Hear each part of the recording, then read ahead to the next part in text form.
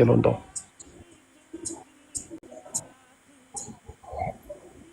am na ko bu yàgg mais da ko xamoon ba pare doon ko nëbb ba pare mu sañ nekk ci këram ñu bokk benn lal elle m'a regardé dans les yeux transmettre ma ko comme ça. mais moom attends avant mu la transmettre est-ce que yaa xam woon ne amul woon. ba après son bilan xam nga boo defee test bi xam nga y a des documents que tu gardes xam nga hôpital aussi dañuy am say archives. effectivement hôpital bi bu ñu génnee archives yi gis nañ turam foofu parce que j'ai des amis qui travaillent là-bas xam maladie infectieuse boo demee hôpital Fann secteur boobu boo fa demee lépp la fa mosoon def c'est archivé ñuy dem hôpital xam nañ ko. mais yow instant yi mën nga koy dundee nii. métit mon frère métit rek. je peux plus trop même ma vie kay waxuma la changé instant doon toog tëdd nii di xaar dee rek c'est tout parce que j'en pouvais plus parce que dama naa ba perdre espoir total mon frère loo xalaat def naa ko dégg naa fu nekk nit da koy faj dem naa fa foo xalaat nit da koy faj dem naa fa mais rien du tout. mais loolu est-ce que jàppoo ne c'est-à-dire faj bi cherul est-ce que am nga espérance foo xam ne cherul wala parce que yow fa nekk Sénégal ba léegi n'est-ce pas. oui je suis actuellement à Dakar maa ngi Dakar. mais nan ngay def liggéey yaa ngi liggéey wala liggéeyu. non nii pour le moment nii non j'ai arrêté je peux plus travailler. mais ndax damay gaaw sonn moo tax. mais da ngay gaaw sonn moo tax liggéeyatoo. waaw. mais léegi nan ngay def ba faju ak ordonnance wala am na ay ordonnance n'est-ce pas. nan ngay def bay faju ak ordonnance yeeg ak dem di fa nan ngay fan nga jëlee xaalis boobu. je vous dis lu ma liggéeyoon jotoon liggéey xam nga maa lay wax di ci dans le domaine des hydrocarbures. lu ma jotoon denc. moo waroon fajoo nànk-nànk di si dimbali aussi njaboot gi mais xam nga loo xam ne dañ koy génne tout le temps fekk liggéeyoo derrière pour compenser loolu xam nga xaalis bi day jeex tàkk. te doo mun dem si mbedd di tàllal sa loxo pour nit yi jàppal la doo ko mën te pourtant j'ai une grande famille yoo xam ne mën nañ ma taxawu mais je sais que en âme et conscience ils le feront pas duñ ko def dañ lay xamal mais duñ ko mës a def donc j'ai préféré garder ma dignité ñi mu ko sekkal ñi ma xam ñu ngi doon jàppale mais aussi mun ñu compter te am nañu ay njaboot ñoom tamit xaar am na lu leen di xaar. c'est pour cela que j'ai pas aussi sama xel laa yor man tamit bëggatuma carrément ñu may defal dara quoi je préfère rester dignement et puis duma am. non Ablaye du noonu gis nga àdduna c'est vrai que sa jabar moo la teg lii wàll la ko et moo tax man li mu leen wax rek dina nekk gis nga xale yi jigéen ñi képp koo xam ne ni mi ngi lay wax ay takk ma gaaw def ma waaw baax na la ma bëgg wax mooy même bu fekkee ne da ngaa feebar ay sama dignité du ma ko waxee am na loo xam ne boo ko waxewut kenn mënu koo xam toog ba tey nga ne doo faju yoroo xaalis ba xëy dee nga dee dem nit ñi lay fàtte dem liggéey seen liggéey. sànq bi ngay wax rek am na kenn ku ma bind benn du ma wax tur bi ku baax la ku nit ñi xam. te leer na ma leer mi ngi noonu ci live di ma seetaan nee na ma woo ma Mouhamed après te xam naa ne lii la may doyee ci sa cas bi la may doyee donc waaw donc li ngay def mooy boo ko waxul woon peut-être kii du ko xam. donc loolu ngay def c'est-à-dire da ngay wax pour nit ñi mën a xam exactement ñi la ci mën a dimbali ñu dimbali la ci. dëgg la. boo ko waxut kenn du ko xam. te kenn du la mën a dimbali. donc ay sama dignité la du ma ko def nii du ma ko def man de gëmuma loolu wax dëgg yàlla ci benn côté. mais man c'est-à-dire fi ma bëgg a xam mooy sa doom ji anamu tey. waaw elle est là actuellement elle a 5 ans am na juróomi at. moom dara dala ko. non dara dala ko heureusement. heureusement dara dalu ko alhamdulilah quoi moom rek laa dese actuellement donc heureusement dara dalu ko quoi. xam nga man am naa ngoru lenn bu ma dalee xam naa li day wale. J'essaie pas de la contaminer à personne jamais de la vie. du mu ko def su mu mënee dem faju ba wér y a pas de souci mais elle l'a pas fait. man je me dis que peut-être que dafa bëggoon yàq sama àdduna moo tax mu def ko parce que bon lii du mbëggeel parce que man à la fin mbëggeel moomu si dugaloon ak yërmande boon ko jàppale carrément parce que boobu temps ma vie était sur un droit boo xamante ni su ma continue tout rek kenn waxatu ko parce que j'avais envisagé de créer une société au Sénégal dans le secteur des hydrocarbures parce que j'ai un ami boo xam te ñoo jàngandoon moom pareillement il s'est installé actuellement mu ngi Dubaï il a ouvert une autre société en holding mais trading la moom tout se passe très bien pour lui man je faisais la même chose mais depuis affaire bu ma dikkalee ba léegi tout a stagné tout bon néanmoins je perds pas espoir comme je t'ai dit je perds pas espoir donc yàlla rek moo fi ne donc j'ai quand même repris parce que toogoon naa lu yàgg après à la fin defatuma dara dama toog rek j'ai repris à commencer actuellement bugaat faju c'est pour cela que même moo tax ma woola ba jot la yow tamit baax nga lool ba dugal ma fii sincèrement c'est uniquement pour m'aider moo tax nga def ko te maa ngi la si gërëm bu baax Mohamed vraiment Ablaye man de dinaa ci def lu ma man ñun sax laay wax ñun suñu groupe dañ ci def lu ñu man pour li nga xaw a mën a faju damay ñaan ma ñaan ko ci sa tur et moom TikTok am a ngi noonu et ku ko bëgg a contacter mën nga ko contacter et ku ko bëgg jàppale nga jàppale ko te yàlla tax ndax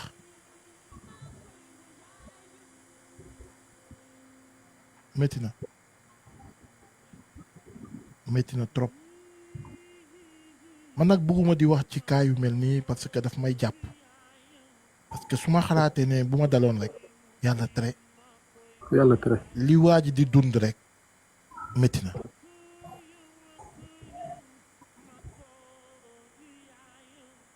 dinaa joxe waaw Ablaye acca ma ne non je vous dis rek c'est vraiment très dur c'est dur nag métti na lool il faut nga ànd ak ngëm yàlla dëgg pour mun ko supporter. Ablaye ndax di nga ma jox autorisation ma joxe sa numéro wala ma joxe benn numéro boo xam ne nii ñi envoyé la ci Wave wala nga joxe sa numéro boo xam ne nii mën nga ci envoyé Wave loo ci bu la ci neex rek. bon y a pas de souci vous pouvez donner mon numéro. léegi mën ngaa joxe sa numéro nit ñi bind ko bu fekkee ne live bi du kii bind leen mën ngeen a bind numéro bi ngeen numéro bi mooy bi ma wax ko ah. waaw wax ko waaw numéro bi mooy ñi noté ko et plus mooy 220 bon ñi Sénégal la nekk donc 77 la et ñi wax ko mooy 642 22 37 loolu mooy numéro am parce que damay bañ a répéter numéro yu bari pour TikTok bañ maa non bàyyi leen bind numéro yu lu bari parce que TikTok day tëbal live bi léegi donc ñu bàyyi numéro bi nga xam ne moom la ñuy bind lu ci bari nañ bàyyi numéro bi ñu épingler ko rek mu jeex et parce que numéro bi boo lañ koy bind lu bari TikTok day tëbal live bi léegi nii ñu jàpp ci donc wax nañ ko nit ñi bind nañ ko mi ngi noonu nañ ko épingler sama modérateur yi nañ ko épingler leen ko ñoom ñu gis ko ku ko ci mën a jàppale nga jàppale ko ñi nga xam ne nii fekkewuñ ko ma explique ko benn yoon kii Ablaye la tudd daf doon liggéey di jàng yàlla def mu am benn ndaw soo xam ne nii dafa bëggante woon ak moom avant muy dem voyage bi mu demee ba xam ne nii nekk ak ndaw si ñoom ñaar ñuy waxtaan ba ndaw si ne ko nag maa war a takk ndax boo deful lu gaaw sama papa dina ma may sama cousin moom tamit comme que bëggoon na ko mu def lu gaaw takk yàlla def mu ñibbisi bim ñibbisee ñu nekk ak moom mu dem voyage yi ñibbisiwaat yàlla def ci Covid bi li ko dal mooy dafa doon dem wala voyage ñibbiwaat mais il fallait que mu dem def test bi nga xam ne nii dafa demoon di ko defi ñu ne ko danga am hépatite D su ma juumul. hépatite B. feebar boobu mu am nag man wax dëgg yàlla xaw ma ko et dégg naa feebar bu garaaw la te ci li mu wax te day wàlle bi mu ko amee docteur bi laaj ko ndax am nga soxna mu ne ko waaw mu ne ko am nga doom mu ne ko waaw mu ne ko damaa bëgg nga indil ma leen mu indi leen biñ leen defee test ndakate soxna si moo ko njëkk am moom mii kon soxna si moo ko wàll ci li mu wax boobu ba léegi nag mook soxna si sax dañoo mujjee tàggoo mais doom ji yàlla def na ni amul mais moom dafa toog dem ba commencé dund lu metti mënatul lim liggéeyoon ci at lim liggéeyoon yëpp ci ay at lépp mi ngi koy dépassé ci ay ordonnance ci ay faju fu nekk dem na fa dem na ba sonn dem na ba mënatul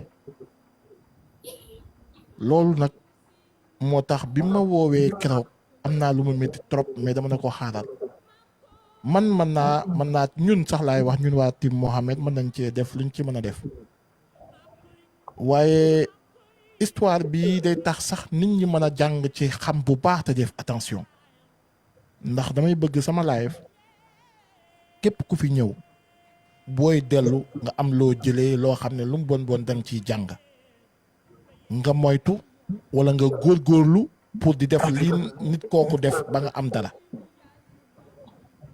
mu ne ma dafa bëggoon a ñëw fii wax dëgg yàlla wax ko ma ne ko man moom duma la ko bañal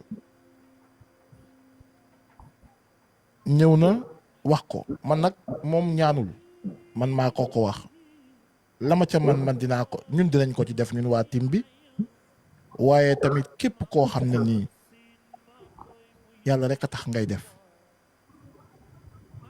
nga jàppale ko te yàlla tax nga jàppale ko ndax sonn na ci peut-être ci ordonnance yi ci li muy def li ko dal métti na trop dafa demoon ba découragé dem ba mënatul la ma dul def sax laay def tey mooy dinaa bàyyi ay nit tuuti nit ñi bàyyi leen ñu yéeg ñu wax ci seen xalaat te lii mu def nii soulagé na ko tuuti mais numéro bi moo ngi noonu gars yi bindu mi noonu gars yi di ko taf donc mooy 77 642 22 37 donc lii mooy wax ji dinaa jël ay nit ñu mën a yéeg ñu mën leen a déglu.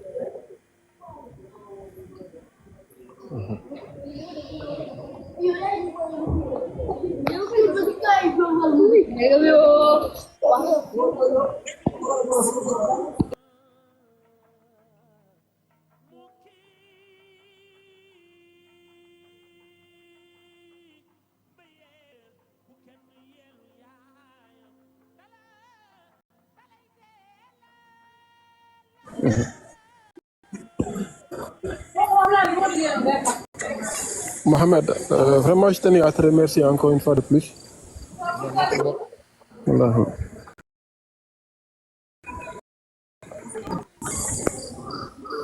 salaamaaleykum. maaleykum salaam.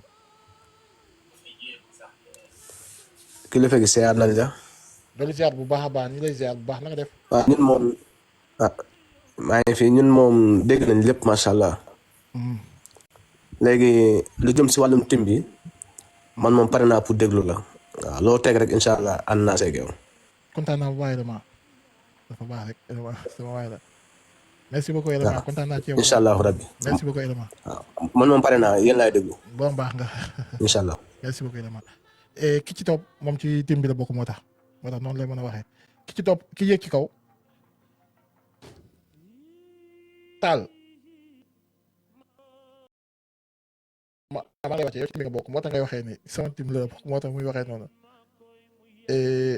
ki nekk ci kawam du wax ah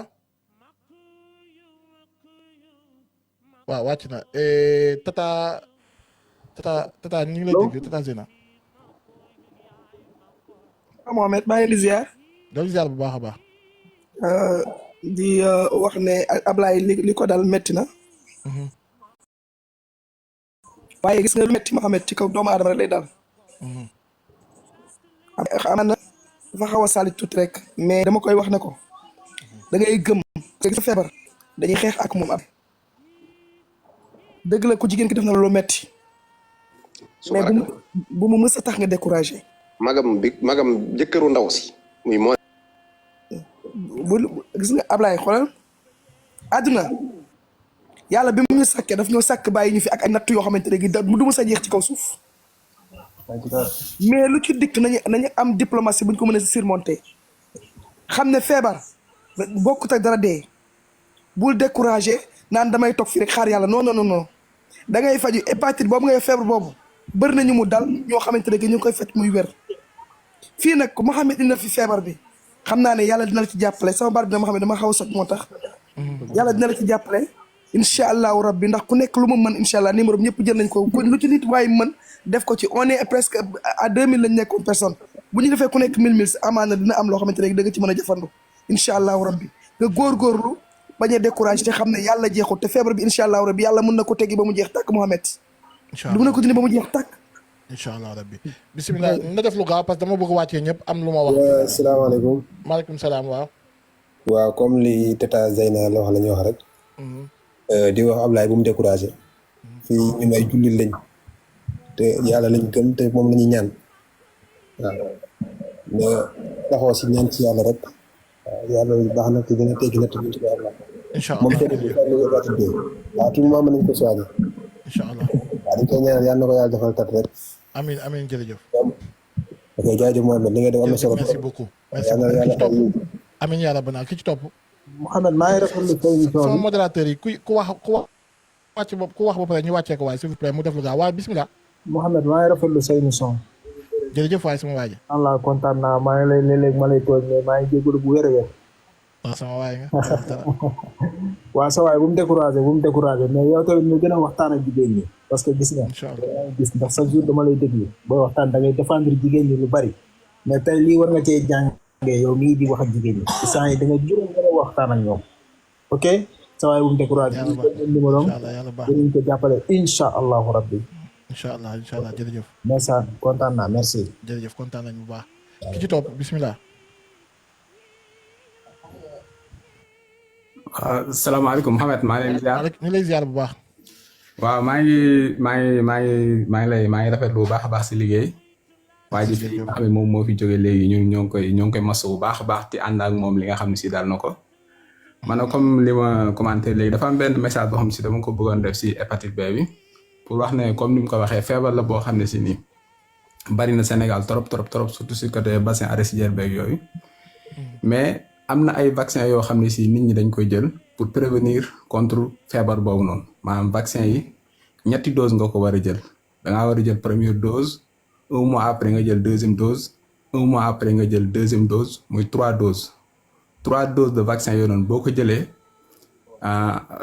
anti kii bi li nga xam ne si dafay rey microbe hépatite B yi dafay nekk sa yaram day nekk sa yaram daal di propager sa yaram bépp ba nga xam ne hépatite B bi pour mu song la day nekk problème mën na dem ba dugg la sax mais affaire yooyu dañ koy rey affaire du développé wu comme par exemple waa ji ni bu fekkoon te ne moom dose yooyu yëpp jëloon na ko ba piqûre ko si mën naa am te yàlla musoo ko feebar boobu noonu du ko dal donc ginnaaw li indi nañ ko fi ñoo ngi fi profité di lancer message boobu di wax ñëpp ñoo xam si nekk nañ fi ñu dem jëli ay vaccin contre feebar boobu noonu nga xam ne moom mooy hépatite B.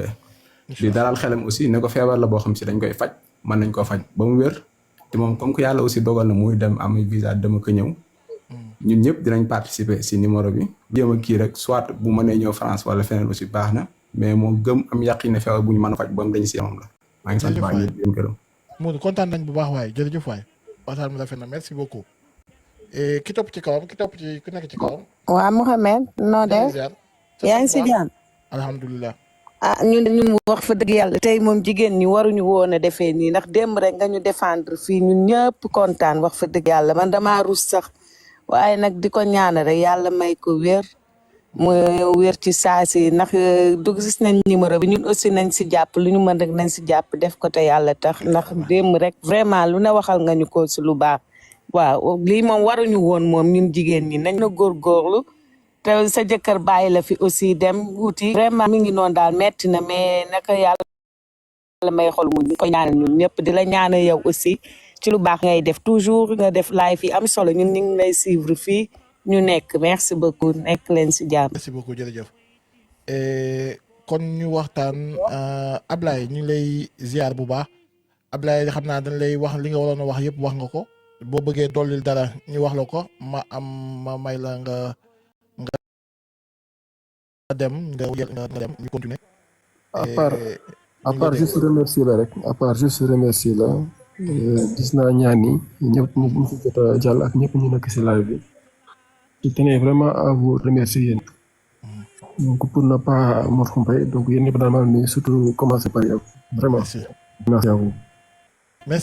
merci beaucoup Ablaye dinaa la incha allah man dinaa la woo ñu waa tamit dañ la woo incha allah léegi nag joxe nañ sa numéro te balaa moo kii dañ gën a jox numéro pour gars yi wax Babacar yëgal leen ma Babacar fii waaye Babacar mii SNF xam nga tey mi ngi wax Mohamed xaw ma lan yëgal leen ma ko xam naa dafa bëgg a yëgal leen ma Babacar balaa ma continuer li ma bëgg a def nii bu fi nekkee dégg nga Babacar wooteel bu ñu la gisee la.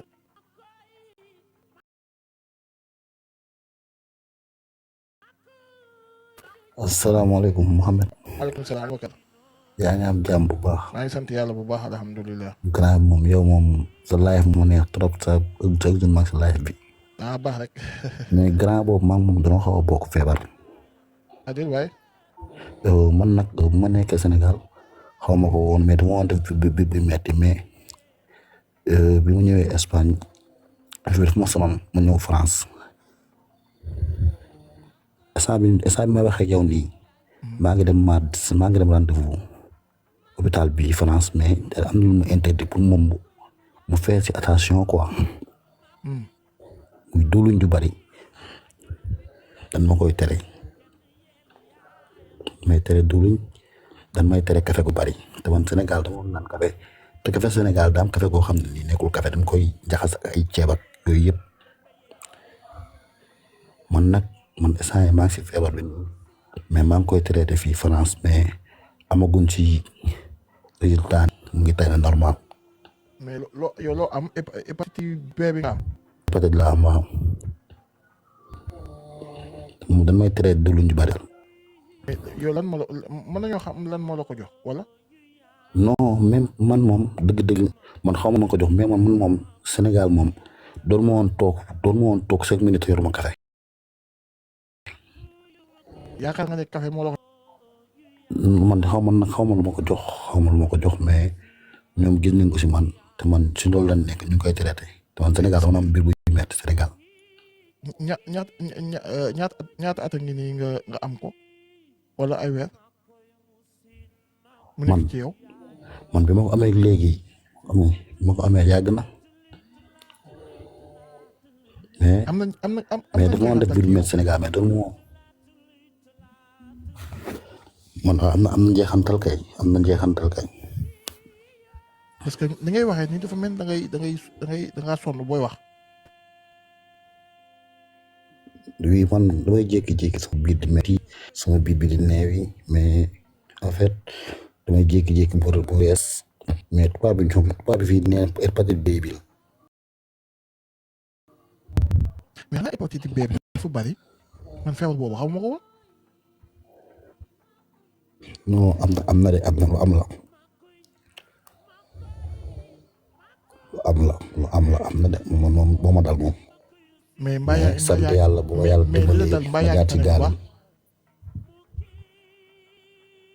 maa ngi tëdd maa ngi sant yàlla bu baax damaa yéegoon tey di ko wax man dañ may interdit man rek pour moom mu fees attention rek mais man muy duloon naa sa numéro sax. muy daw diwlin bi sa tim bi. waaw incha allah muy daw diwlin bi waaw diwlin bi. dañ ma koy diwlin bi ak café waaw mais garab bi ma jox man garab bi ma jox. waaw garab man mën naa ko photo envoyé ko moom man bu koy gis sax bu koy gis. waaw après nga envoyé ko ci groupe bi yow bokk nga ci groupe bi n'est-ce pas yaakaar naa ci numéro bi. moom loolu laa la bëgg a wax fan yii yëpp positif loolu laa la bëgg a wax positif bi.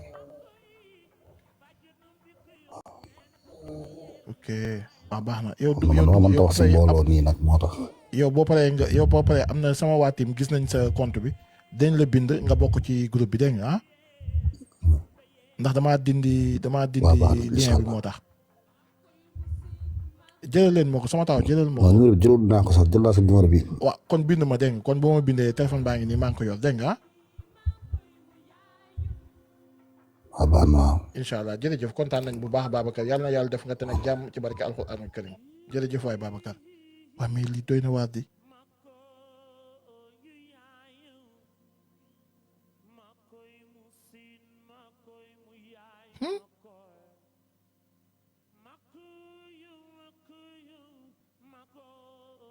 ñun waxuñu kii doo fi jóge léegi nii keneen yéeg ne moom tamit loolu la am def leen ndànk.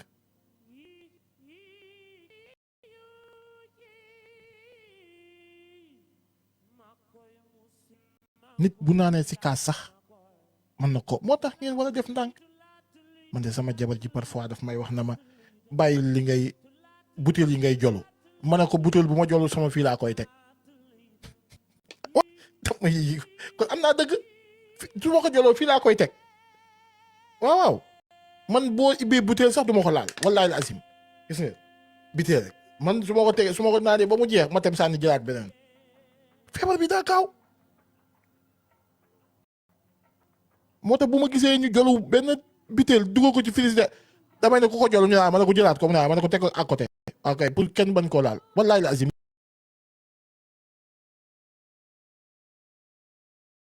li laa koy wax dëgg la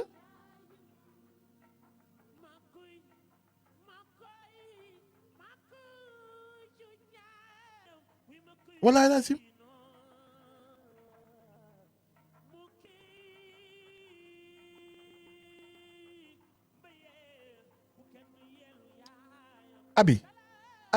abi ndax mën nga yéeg parce que abi day sensibiliser lu bari mais dinaa ko jël benn jour live abi lan mooy sa Abiba lan mooy sa TikTok pour nit ñi mën koo xam bu fekkee yaa ngi fi woote nga ñu jël la nga yéeg man sama jabar loolu la de man de bu ñëwee naan ma lii damay jël sama butéel bii ak côté laa koy teg ndax feebar bi dafa gaaw xoolal lii rek man de xam naa ne kii li ko dal bu ma daloon xam naa ne jëyee rek laay def xam nga nan ngay amee jabar bàyyi ko fi dem liggéeyi loo am jox ko mu ñëw ne la maa ngi nii hépatite C laa la bëgg jox yow joxu ko dara lu hépatite C xaw ma bee xaw ma armase laa yaa mën a joxe bon rek mais loolu c'est-à-dire lan lay manifester c'est-à-dire man loolu laa bëgg xam. Y a beaucoup de cas au Sénégal abi bàyyi y a beaucoup de cas au Sénégal ma ne nga yéeg wax ma sa TikTok lan la ma yéegal la loolu laa bëgg bindal ma fii sa TikTok lan la ma yéegal la nga ne ma y a beaucoup de cas au Sénégal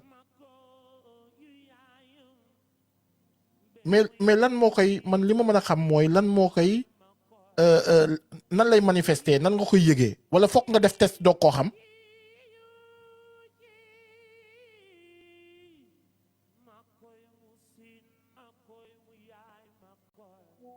ah dafa war a vacciné man ñi tamit seen i wax yi man moo ko dem sax man maa ngi commencé tiit man Mouhamed mi di wax man ak maa ragal dee subhanallah dama ko ragal dee waaye ñaanal leen man loolu rek laa gën a heure boo leen déggee nag ana Mouhamed ñi ne dee na xam leen ne wax leen ne am na waaye ku ragal dee na man ak ma ko ragal sama dund gi dafa neex yàlla na yéex dee la illa bu ma ko déggee sax muy tiit man billahi laa leen giñal toog naa hôpital di jooy wallahi lazim damaa feebaroon rek nag dara jotuma woon feebar kese laa defoon wallahi feebar jékki-jékki mooy loolu yàlla mi ma tiim xam na ko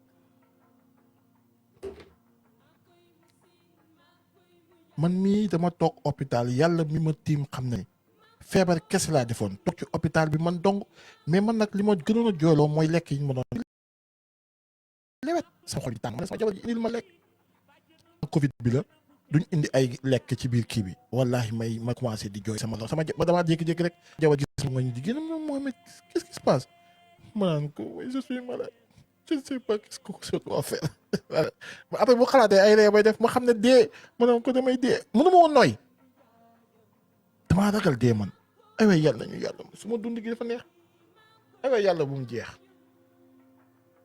yàlla mi ma tiim xam na ko damaa tiitoon jour boobu laa xam ne te nag lu nekk ñaan naa ko ay waay yàlla na ma yàlla wallu ay waay yàlla na ma kii su ma tëddee du ma jug sama kanam ay moo tax nit bu feebaree rek man damay non dëgg la ngeen di reetaan man ñii man na fi saaxu mi lu muy reetaan nii billahi wallahi taala man damaa ragal dee de barke alxuraan karim ak ma koo ragal yàlla nañ ci yàlla musal xam naa dañ ko def de waaye bu leen déggee Mouhamed génn àddina wax leen ku ragal dee na xam ngeen ne lii doy na waar xam nga liggéey sa liggéey loo am jox ko sa njaboot yow sa jëkkër di la xaar nga dem nekk ak ay xale yu góor ba indil ko xaw ma astaghfirullah sax xaw ma sax noo def ba am hépatite B mu ñëw nga may ko ba pare taggoog moom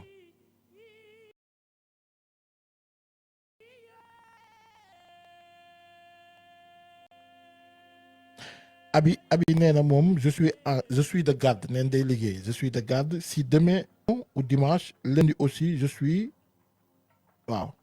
home man de abi jaaxal nga ma sa français yii da ciy boole wolof anglais ak kii ci sama xarit amul problème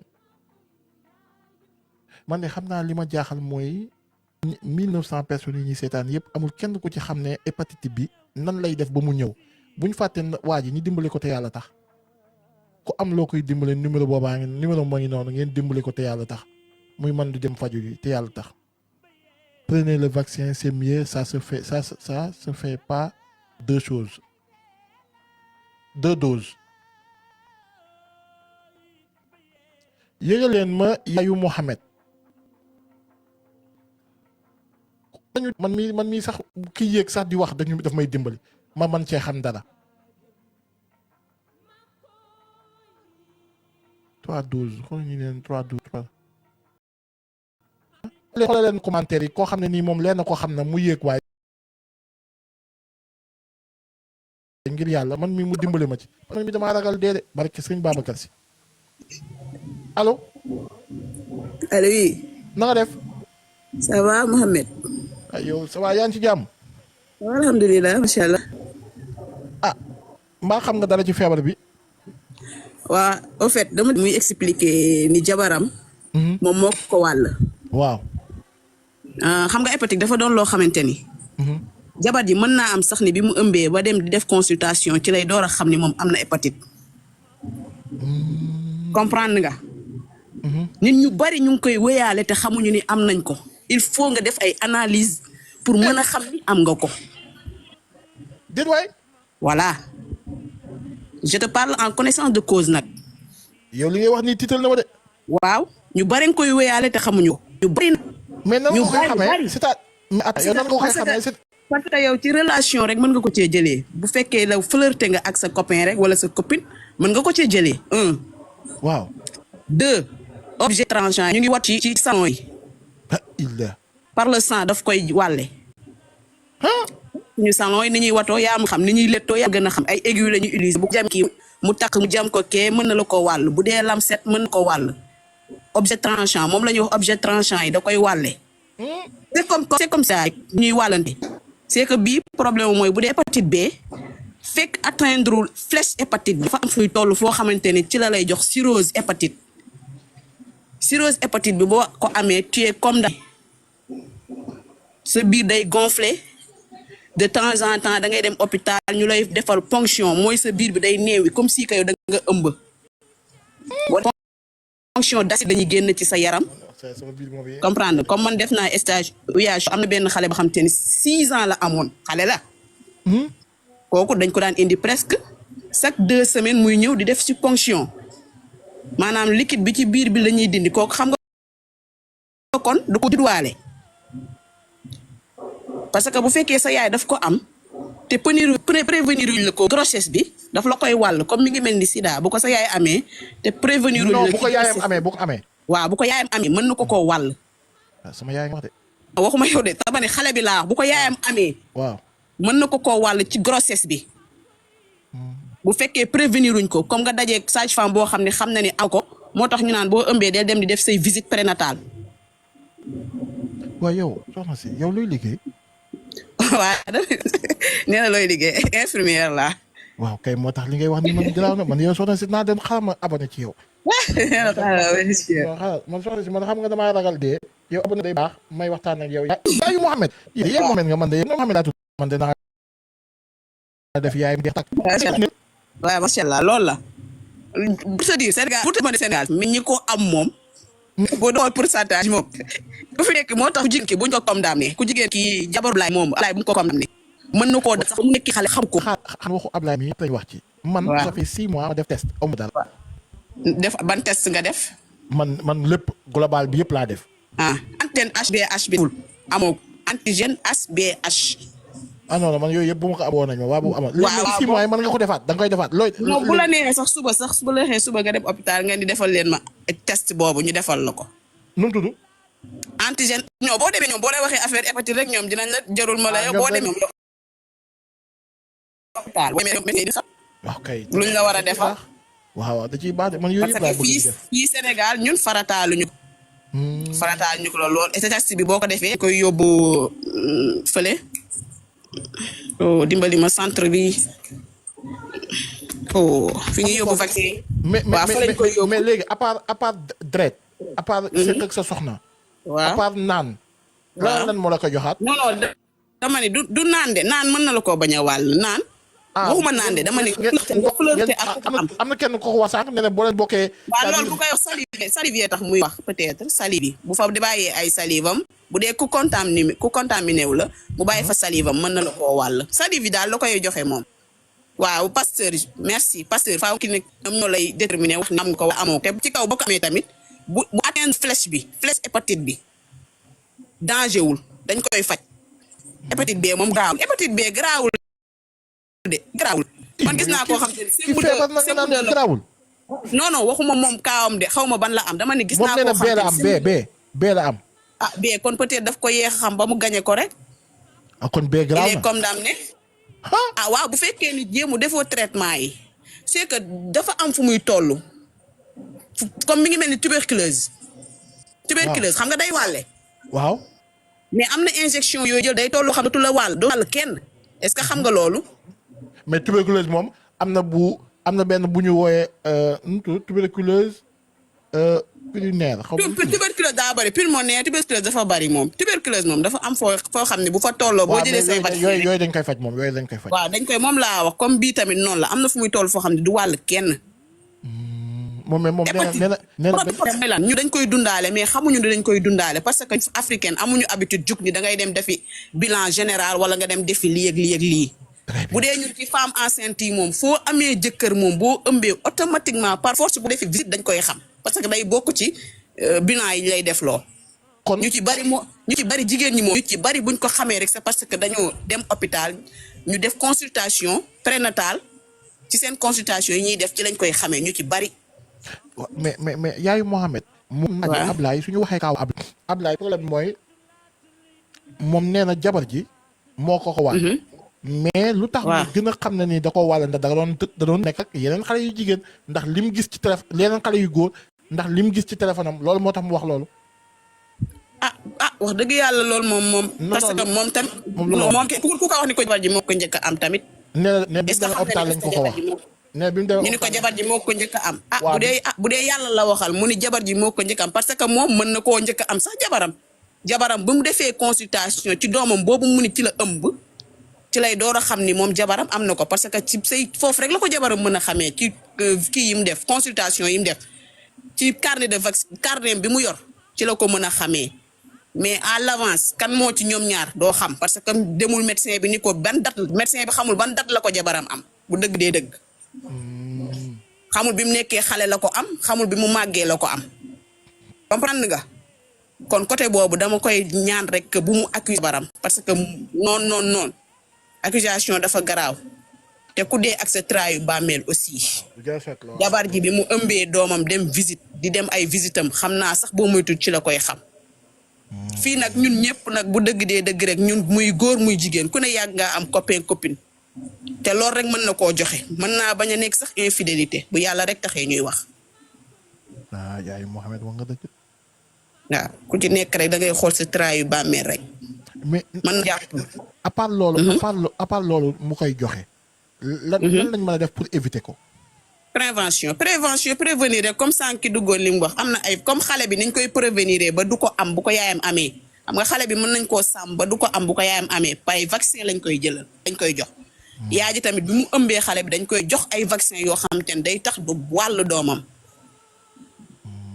comme ni sida mel rek xam nga boo ko amee moom boo demee hôpital tamit boo ëmbee rek ci lañ la koy mën a waxee te ba papa dañuy prévenir xale bi liir bi ba doog ko mën a wàll ci boo koy allaité gi yëpp doog ko mën a wàll yooyu ay vaccin yu ñuy jël la donc li ku ci bëgg a mucc daal demal xool boo ko amee sax nga teel ko traité moo gën parce que dafay ça se traite moo gën nga toog ba mu laal sa foie mu indi la cancer du foie parce que bu demee ba kontaan ba cirrhose mooy indi ay cancer du foie mooy jox cancer du foie boobu waaw wallaay mës naa cee tombé koo xamante ni bi ma nekkee fan la kooku daf ko amee woon mais jour bi muy génn àdduna wallahi ay lumbu deret bi mu ñëwee bi ñu fekkee ci lalam bi loolu lañ ko fekkee woon mu koy wàcc parce que boobu yaay Mohamed jërëjëf waay wàccal wax dëgg yàlla da mais amul tabou dañuy expliquer rek danger bi la ñuy expliquer maanaam pour ku ko amul nga dem nga defi vaccination bi ku ko am tamit nga teel ko traité. yow ki nga ko doon defal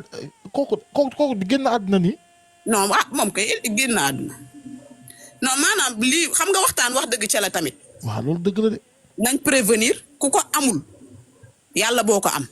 nga jëli vaccin bi ku ko am nga dem nga defi traitement bi parce que dañ koy traité. mais day dem ba nga am cancer nga wax. pour mu àgg foie bu àggee ci foie bi mooy indi loolu foie hépatite déggoo ñu naan la foie hépatite bu foie léegi problème bi pour mu bañ faa àgg. boo ko teelee xam soit ñëwul parce que gis nañ fi ñoo xam te ne man gis naa koo xamante ne 50 ans mi ngi wéy ak moom defu ko dara mi ngi lekk mi ngi naan il est bien portant macha allah boo ko gisee sax buñ la newul kii feebar na doo xam di feebar na loolu mooy problème am. te mi ngi ak moom lu. déggoo ma la 50 ans mi ngi ak moom kooku ba mu amee xale ba mu nekkee xale la ko am te actuellement mi ngi ci ay 52 ans am xaw ma te ak defu ko dara xam nga dee moom du feebar du rey nit mais tamit prévention ci la bokk ci boo ko amee dañ koy faj bee bi moom dañ koy faj bee moom moo gën a neex a faj ka yeneen yi. léegi bu àggee fan lañ ko dul mën a fajati. bu cirrhose hépatite mooy bu demee ba téye comme ndam ne. mais loolu mooy hépatite C la wala. non bee bi mën naa dem ba àgg ci foie bi. ah. waaw léegi nag pour mu bañ a àgg ci foie bi ay traitement ngay jël. C bi moo dangereux. Ablaye bu fekkee yaa ngi ñuy dégg Ablaye yow am nga sa feebar bi waaye xamoo ko lu bari parce que sànq bi may wax ak yow danga ne ma bu àggee ci see bi rek mooy condamné naam nañ. kon non yow même nekk nga ci bee bi sax war na laa mën a condamné kon. waaw mën na laa condamné boo ko fajulee. ci li ma xam boog xam nga ku nekk ak li nga xam nag ku yeneen ku xam tamit leneen expliqué l'essentiel que daal mooy ku ko am demal nga def traitement yi nga jugee mu jeex. médecine traditionnelle comme médecine moderne ñaar yëpp da koy faj wax dëgg yàlla gis naa ci ñoo xam te ne dañuy jugee ci moderne ci moderne bi dem ci traditionnel bi gis ci tane bu baax sax. pour ne pas publicité am na ay moderne yu clinique yu moderne yu fi nekk yu bari yoo xam te ne macha allah yàlla may fii Sénégal am nañ ci xam-xam bu baax léegi nag yàlla na ko yàlla jàppale rek ba mu jugaat ba mu kii. man de yaay Mohamed wax dëgg yàlla def naa la ami bis ni ki tey. Mohamed. wallaay sa mais nag macha allah maa ngi suivre sa kii moom wax dëgg yàlla damay jot a suivre bu baax moom wax dëgg yàlla. merci yaay Mohamed day kontaan nañ ci suivre yow. macha allah. jërëjëf kontaan nañ yaay Mohamed yàlla may mucc ñun ñëpp rek. amiin yaa rabbana yaay Mohamed jërëjëf kontaan naa ci yow. macha allah. wax dëgg yàlla kontaan naa. merci beaucoup yaay Mohamed la woon def naa ko ami bis ni ki tey sama xarit la. merci. sama xarit la bis ni ki tey def naa ko sama xarit. ak maa ragal de yal naa gudd fan. sama yaay gudd fan. Rox gudd fan. ñëpp gudd fan. nee neen amin sama xarit yal nañ gudd fan ñun ñëpp waaye.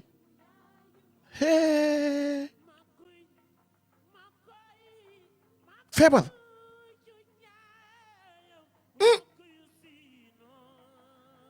doy na waar de nit dina am loo xam ne nii du ko xam tànk ñàkk mu ñàkk bu demee ba ñàkk ko la koy xam muy wér moo tax sama yow bu ma déggee nit naan dama bëgg mel ni yow te xamul ne diw ndax feebar na wala feebarut après daf may jaaxal alal du dara wér am solo xoolal kii loo ko may ci alal bëggut da koy fajoo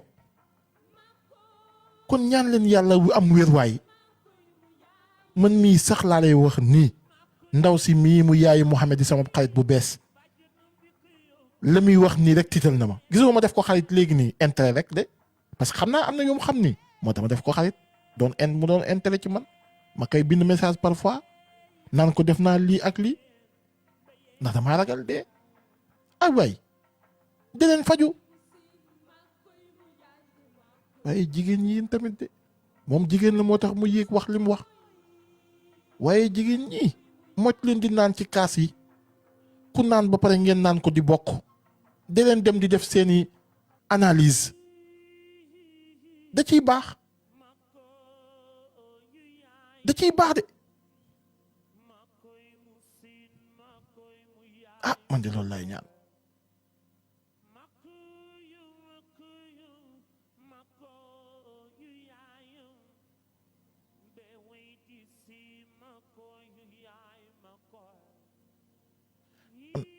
man damay ñaan yàlla rek comme li may wax chaque jour gudd fan sama yaay gudd fan ñi ma bëgg ñëpp gudd fan kay xam ne ni am na kenn koo xam ne bu ñu waxee mu ne réewoo leen sax kooku yàlla na gudd fan xam ngeen ki may wax kon yàlla na gudd fan nee na réewoo leen sax man di tiit naa man di leen dem di xool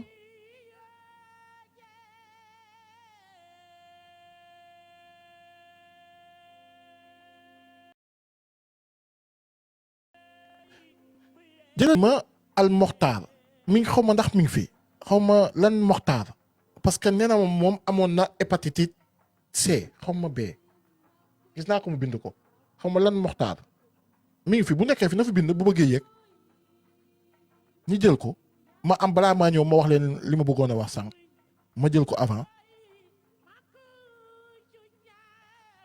ki nee na j'ai peur des médecins looy peur des médecins wala dem faju naa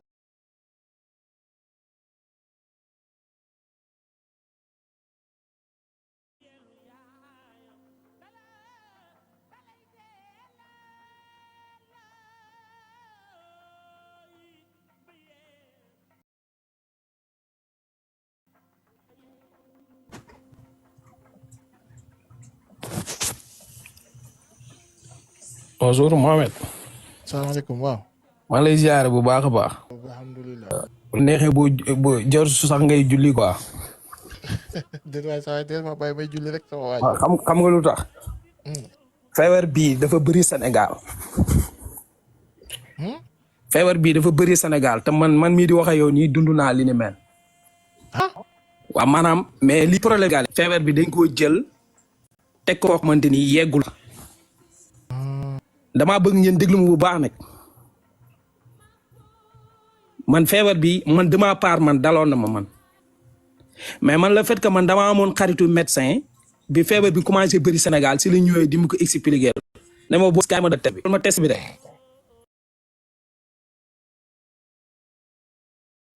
léegi bi ma defalee test bi pour négatif du moins mooy bu bon bi quoi. négatif waaw ne hépatite B ma ne ko si affaire bi après affaire bi dikkee ma kaw quoi. léegi man bi ma affaire bi dikkee kaw. léegi nag moom xam nga li ma jot a expliqué na ma jarul nga koy def sa xel mi sa bopp bi mais man defoon naa ko sama bopp bi depuis 6 mois mu commencé di feeñ sama yaram quoi sa waay dellu ma waat ne ma sa waay waxoon naa li ma la wax bu ko def sa bopp bi man tamit ma déglu ay conseillers.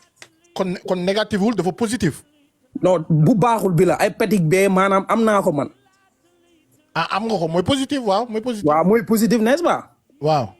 léegi après ñu dem mu may expliquer yan traitement lan ngay jël quoi ma ne ko waa léegi lan mooy solution bi damay dem hôpital mu ne ma sa waay amul dem hôpital xam nga lu ma lay respecté loo jëlal del def entraînement ngay consommer nebedaay moom nebedaay la ma consommer utiliser loo. nebedaay mooy lan. waaw nebedaay mu am na Sénégal bëri na fa paaj en pagaille mooy lu ñu defee mbuum quoi. ok. waaw léegi mu ne ma ayoo xëyee bala ngaa ndékki quoi. jël benn kaas ma ko defoon sax docteur quoi ak man ak madame yëpp après sax man dem naa defi test ak madame ma yóbbu madame moom it mu am ko. mais mu am. non attends. hépatique parfois day ne si famille man sama famille sax ñëpp am nañ ko man sama grand bi am na ko c'est un professeur mais depuis 30 ans am na ko mais wàññiwut ci moom dara xam nga luy problème bi Mohamed bu ko def sa xel mi psychologiquement. d'abord bu ko def sa xel mi bu ko yenu quoi moom boo ko yenoo rek mu mane la te bu la manee day yegg sa foie bi te bu yeggee si foie bi da lay rey mooy indi cancer du foie. li may wax ni damaa bëgg ñu dugg quoi damaa bëgg ñu dugg ma. waroo ko def sa xel mi. non bu ko def sa xel mi psychologiquement boo ko defee sa parce que boo ko defee sa xel mi di nga yaat yeneen maladie da ngay may hépatique bi doole mais boo ko defu sa xel mi dund saa ne la fee ni chaud ni froid léegi nag soo paree nag ngay doog a jël say calmant quoi di ko traité ndànk-ndànk comme si que moom mu bàyyi la woon ma diwlin moom automatiquement dafa ma bàyyi la woon diwlin. mooy li waa ji wax léegi nii. waaw li waa ji wax noonu lay confirmer. mu ne ma ne ko nan lay arrêté diwlin man munu maa bàyyi diwlin man mu bëgg ceeb mi munu ma arrêté diwlin ma bàyyi diwlin bàyyi ay genre dibi affaire yooyu yëpp dama ko bëggoon. dibi dañ koy bañ. non man dama ko bàyyi de ma part parce que dafa diisoon te sa digestion et tout donc day xaw difficile da nga koy bàyyi laisser ko tege ko ne à côté léegi bi ma ko defee 6 mois joxoon ma nevedaay bi ma di ko utiliser ma utiliser nevedaay bi di ko utiliser ba 6 mois yi jot ma delluwaat mu ne ma demal defaat ko waxul ma dara de dama utiliser waat li ma dem ma dellu ko utiliser waat presque muy 1 an bi ma demee dafa muy gisatuma hépatique B bi carrément facilement. léegi nag mu des soxna si ma amaat beneen cas mais man ma ñëw ko expliquer soxna si ne ko man de sama testament bi mujj na jàll quoi. instant bi moom nee na amatoo nee na génn na sama yaram.